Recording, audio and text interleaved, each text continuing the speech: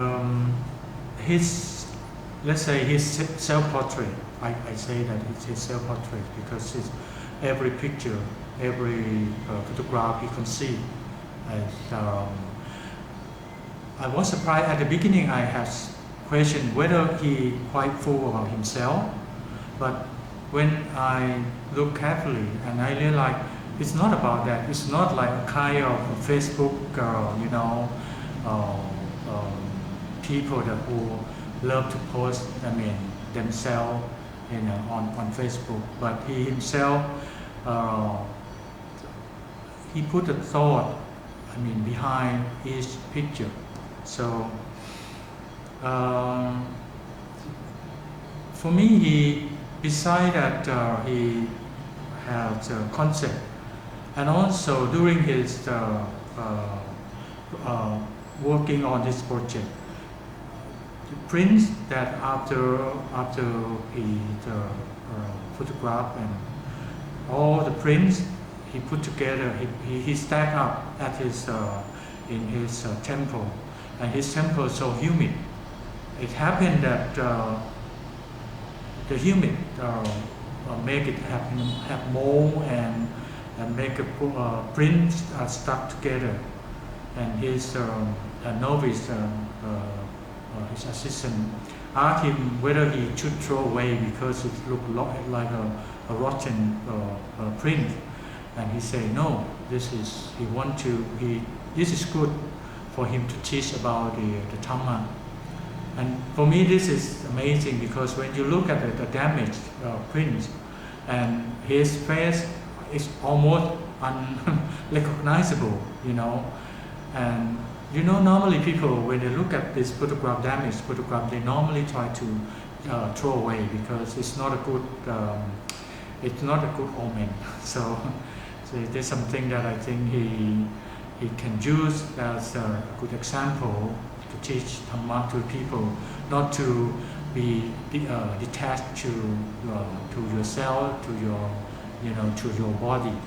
So this is something that I think is quite amazing for me. It's amazing that he have a lot of, let's say, I think he quite a person who have a visual literacy, who can pick something and can make it to be he make the use of the object that he found, or something that he created. So I think that something that when you look his work on this book, three volumes together, you will find that he control his environment.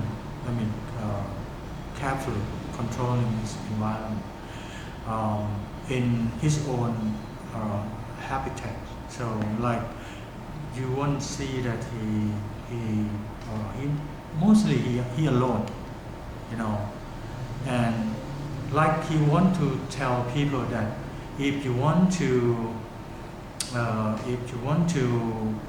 practice in Dhamma, or if you want to understand yourself, you have to be alone. So that's why he is so control all his environment, that he have to stand alone, no matter he sit or he's standing or he meditate, and everything he look quite. It's quite a boring life, and probably is something that is quite lonely. But that is his life, as a mom, you have to be alone, and you spend most of your time thinking. So this is something that I learned from reading his book and looking at his work, and this is something that I never thought about that when I flip through the book, but I spent some time to understand why he want to do that, and I try to figure out why he never put himself with his fellow, or even his when he on the preaching people. If you look at today, the modern monks of the day, they're surrounded by their followers, and sometimes they put their image among the followers to make people impressed. To be like make people try to impress people that how popular I am. But he never,ท่านพุทธทาส never do that. He never did it. Even during his time, he questioned about that as well.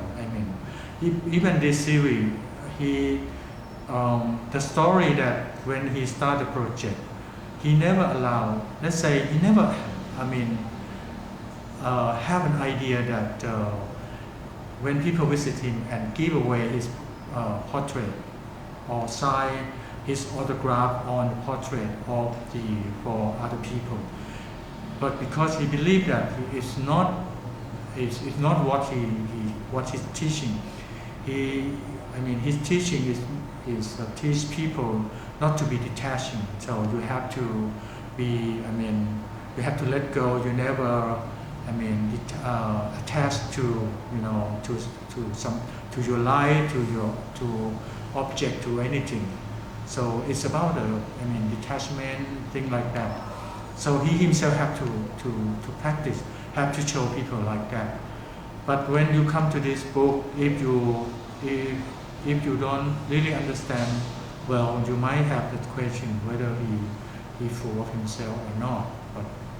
But somehow for me, he showed me how possible that photography can do in terms of helping people understand Dharma. This is something quite interesting, especially from a well-known and well-known monk like him.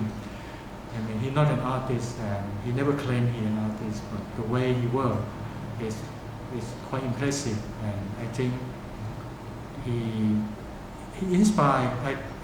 I think can inspire a lot of people from this project.